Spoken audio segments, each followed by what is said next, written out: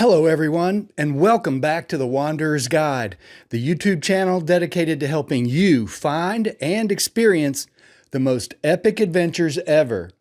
I'm your host, Ed Preston, a retired guide with over 40 years of experience working in the American Southwest. In this video, I'm going to be comparing the 4 most popular GPS navigation apps for smartphones.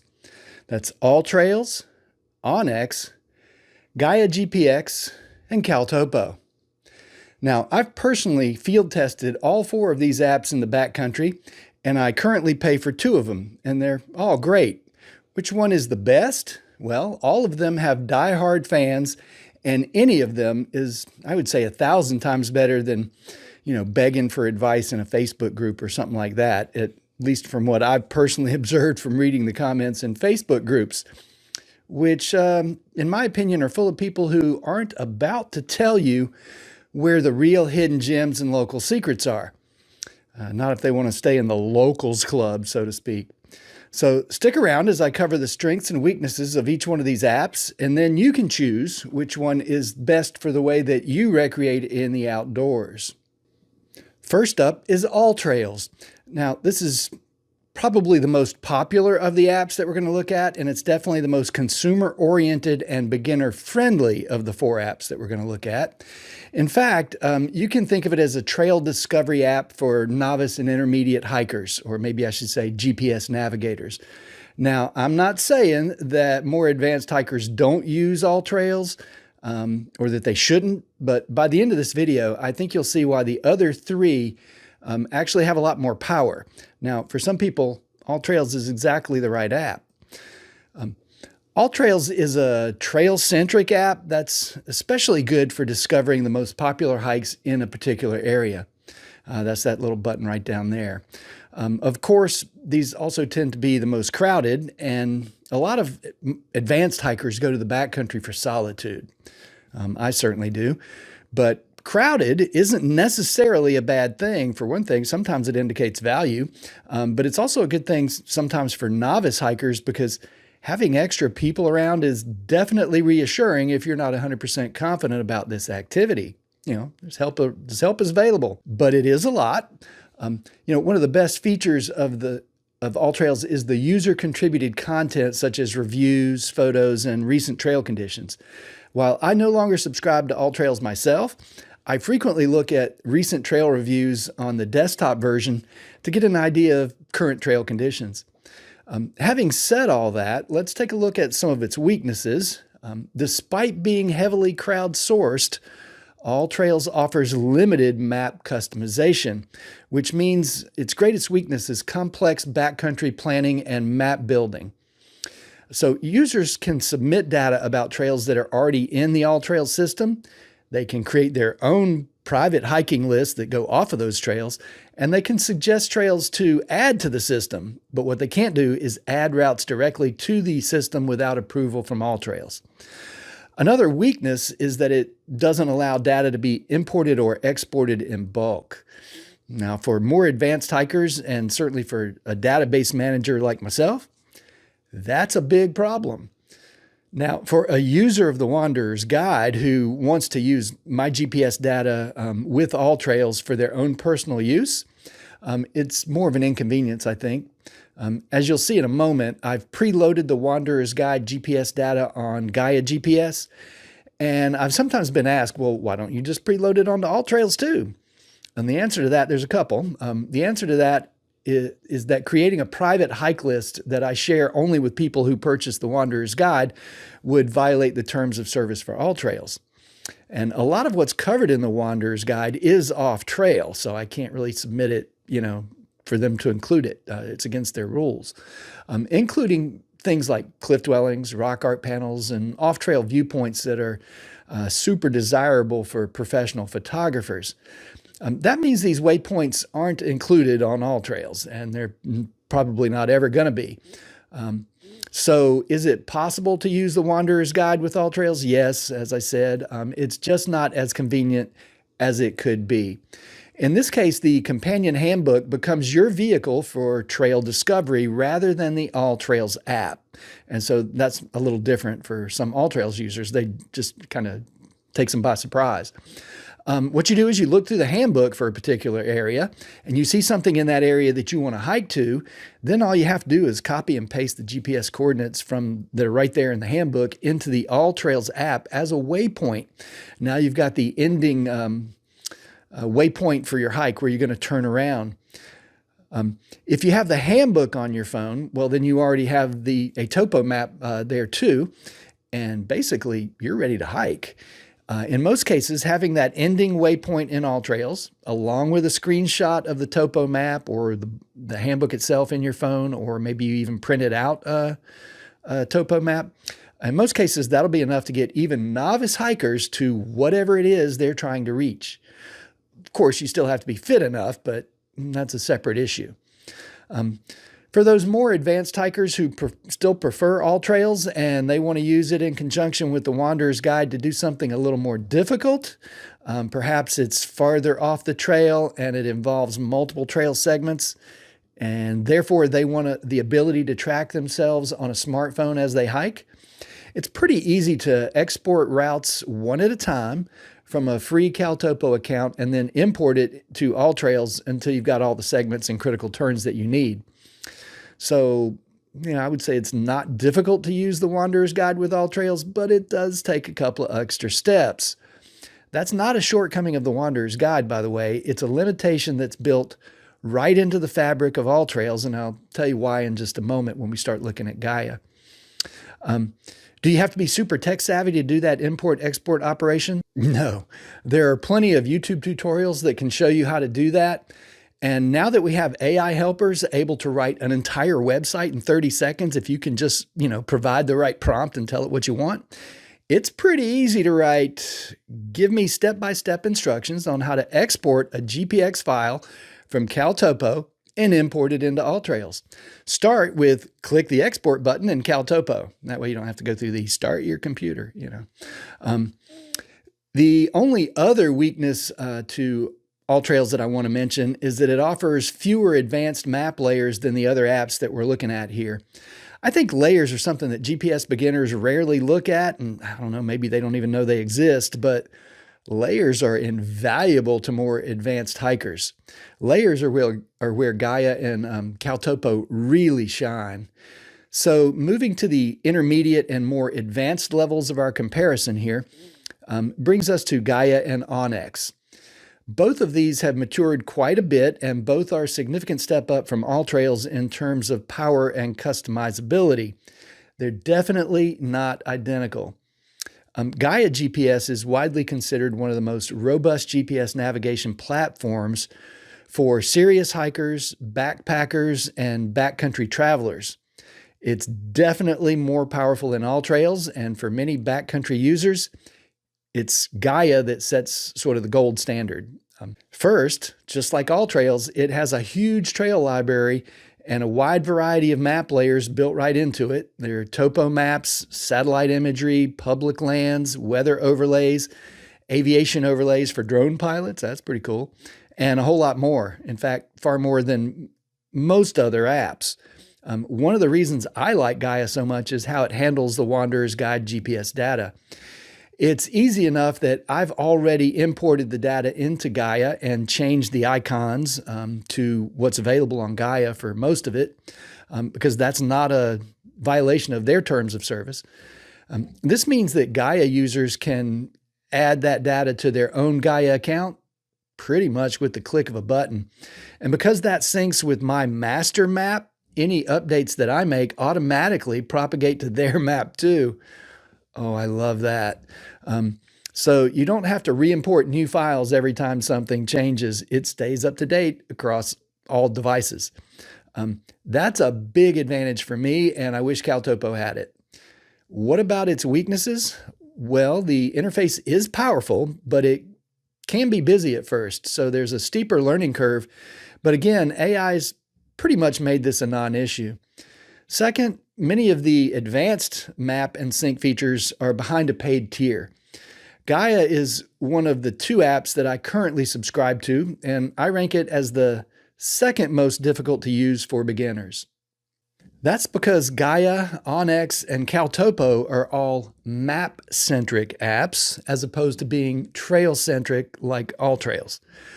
And right about now, there's some people sitting out there wondering, what the heck does that even mean? Well, a trail-centric map or app is designed around pre-existing trails and provides turn-by-turn instructions. It's a curated trail discovery service with user reviews attached to it. The workflow is pick a trail, download it, follow the line. That's why it can give you an alert when you get off of that line. And it's also why it takes a couple of extra steps to import trails one at a time from the Wanderer's Guide. When I say an app is map-centric, on the other hand, I mean navigation is built around the map itself, not around a preloaded trail list. And that's a subtle but important distinction. With apps like this, the Wanderer's Guide is kind of like a custom designed overlay that sits on top of a base layer map. And you can change those base layers plus add more overlays, which is also pretty cool. Now, with a map-centric app, the workflow becomes build or analyze a map, and then navigate freely within it. For backcountry navigation, GAIA GPS balances power, customization, and real-world usability with built-in sync and the ability to keep the Wanderer's Guide data live in your account and up to date. It's really one of the most versatile tools available. Next up for this video is the OnX platform, which actually includes 3 different apps: OnX Backcountry for hikers, OnX Hunt, obviously for hunters, and OnX Off-Road for off-road enthusiasts. Now, this company started out focused on navigation and land ownership data for hunters. It was so that they could figure out if that buck they were after was on public land or private land, because, if it's on private land, you don't want to shoot it. You'd be trespassing to go get it. From there, they added an off-road app to help enthusiasts determine if that old road that they're looking at is open and legal to drive on. And then came OnX Backcountry, which focuses on navigation for all the other activities that people like to do outside, stuff like hiking, skiing, climbing, etc. So OnX Backcountry has grown significantly over the last few years and is now a very strong competitor with GAIA GPS for in the outdoor navigation space, especially if you like a slightly more guided experience.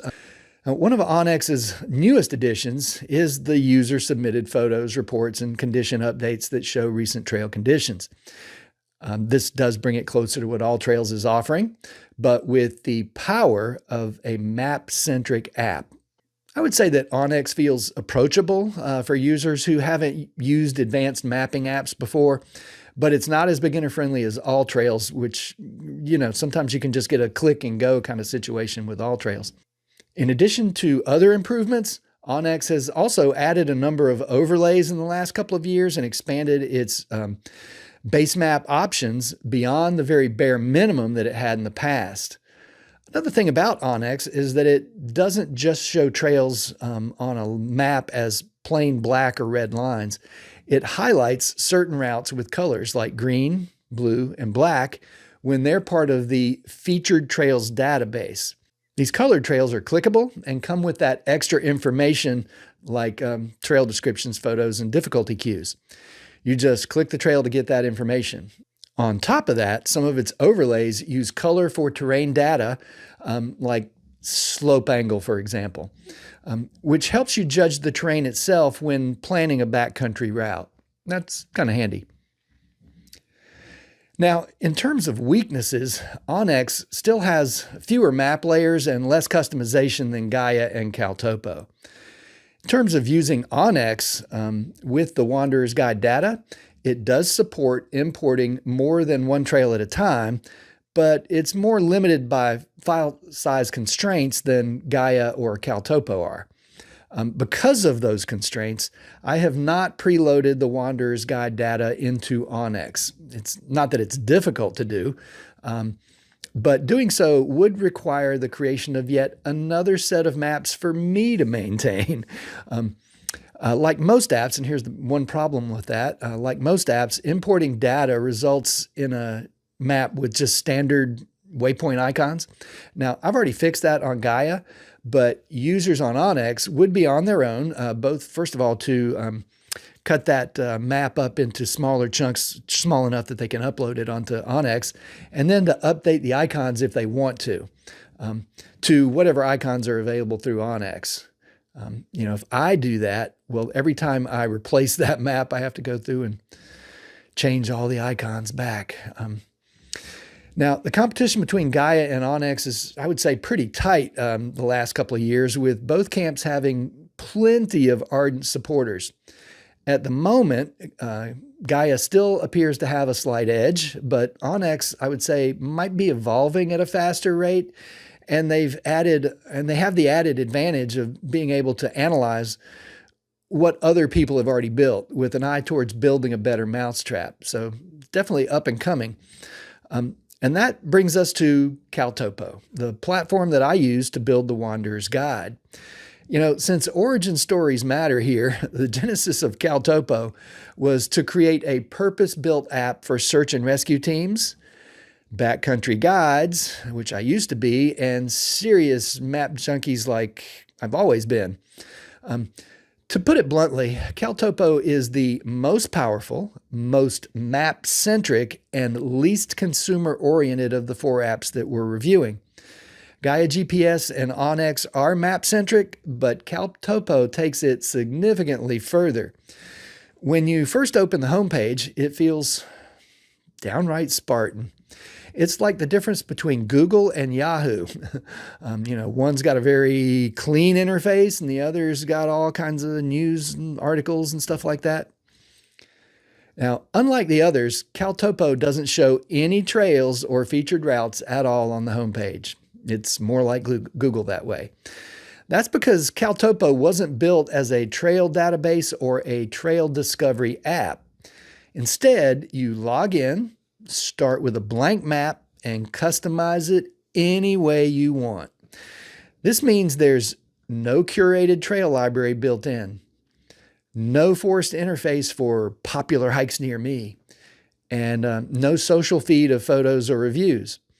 The Wanderer's Guide data that I've built on top of that is basically a customized map for our users.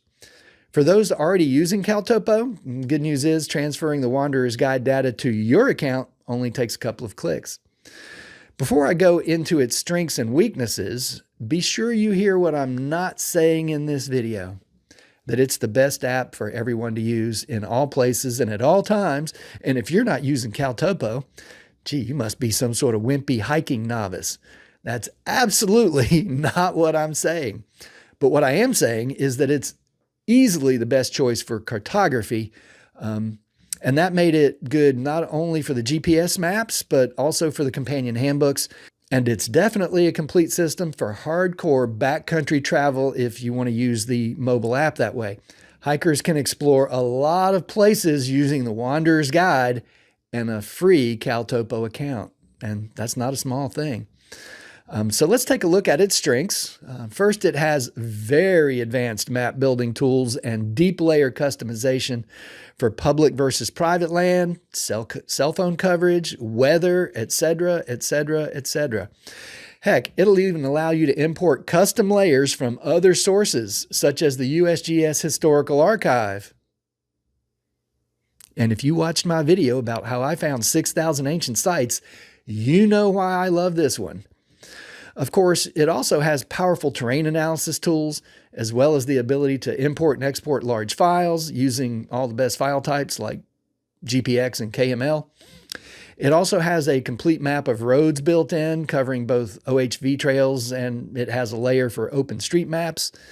And having said all that, let's take a look at what I think are its 3 biggest weaknesses. First, there is a steeper learning curve, but again, AI along with video tutorials have pretty much wiped that out. It's actually not that hard to learn. Don't let it intimidate you. Second, the mobile app isn't as slick and pretty to look at as GAIA, and definitely not as slick as OnX. Although personally, I kind of like the interface with less flash. The offline navigation works just as well, no matter which of these you're using. With CalTopo, it might even be a little faster because it's lighter in terms of, data load and all that. I use the mobile app all the time, not just for hiking, but for driving around on back roads too. For the Wanderer's Guide, it's the easiest place to manage the master database by far. The only thing I wish it did differently in that regard is sync the data automatically for my CalTopo users the same way it does for GAIA.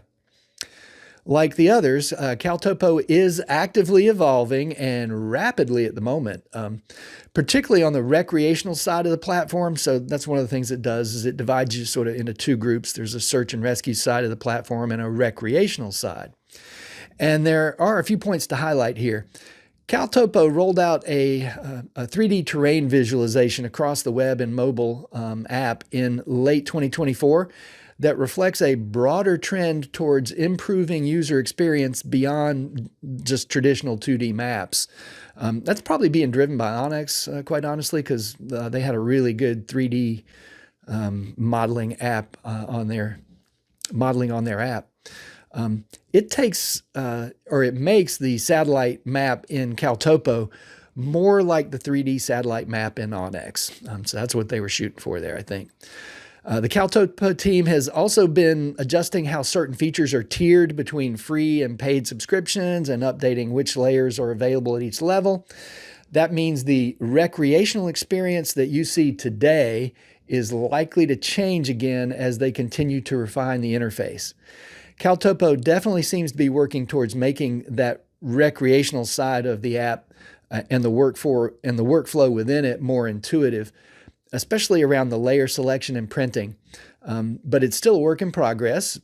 At the time of this recording, there isn't a final unified update on exactly what the new recreational interface is going to look like. So I can show you what it looks like now, but I can't show you what it's going to look like in the future. For example, the overlay map for cell phone coverage is missing at the moment, but I'm guessing that this is a temporary situation due to construction, and that map's going to be back as soon as the dust settles. So why I chose CalTopo for the Wanderer's Guide, and this is an important part of this video. It's going to reveal some things to you. And there were two main reasons. Number one is I wanted device independence. I did not want to lock users into just one ecosystem or build my own app and commit users to a recurring subscription fee. Now, I know. Recurring subscription fees are considered to be all the rage, the smart business move nowadays, because people are really busy and they forget to cancel those subscriptions that they aren't using anymore. And some of them are going to end up paying you for years. Well, I don't know about you, but that just didn't feel very good to me. And I don't particularly want another recurring subscription fee or another app taking up space on my phone and possibly harvesting my data for sale to data brokers. Call me old school, but I don't want to rent a map. Back in the day, you could buy a map once and you owned it. So that's what I built. I also wanted to give users a portable system that would work with whatever hardware they already have or no hardware at all. That's right. You can use it with no GPS. And that's because I learned to use a map and compass before GPS was even available. And so I didn't use any GPS until I was about 60 years old.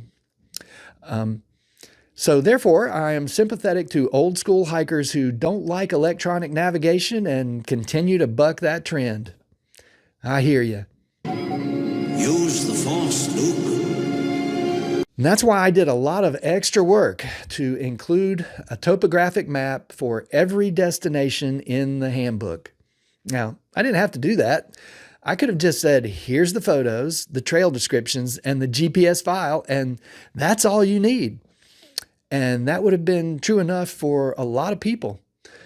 But hear me on this, because it might be one of the most important things that I'm going to say in this video. A moderately experienced hiker can open any of my handbooks on their phone and go to the map for the hike that they want to do, or print one out if they want to using a free CalTopo account and leave the phone behind and find their way to that location they're looking for with nothing more technical than a compass. No recurring subscription fee required. I do suggest you take the phone along anyway. Who knows, maybe you have to call search and rescue. And I guess you would still need a computer and a printer. But here's another thing. Check this out.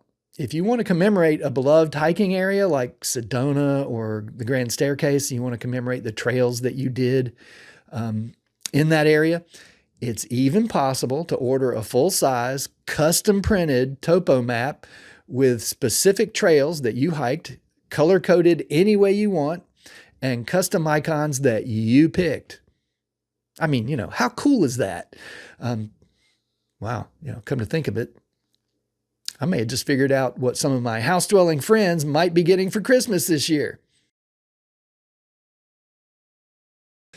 The bottom line here is that you can do a lot of things with a free CalTopo account that would require a paid account on GAIA, OnX, or AllTrails. And with a pro account on CalTopo, you can become a Jedi of cartography if you want to. So what's the bottom line overall? Well, the best field navigation tool depends a little bit on the experience and the goals of the user and what kind of tool they prefer. Well, that wraps it up for this video. Thanks for watching. As always, have fun out there, be safe, and leave it exactly as you found it by taking only photos and leaving only footprints. If you found this video to be helpful, be sure to hit the like button, subscribe, and ring that bell so you get notified every time I release a new video. Till next time, happy trails, and I hope to see you out there.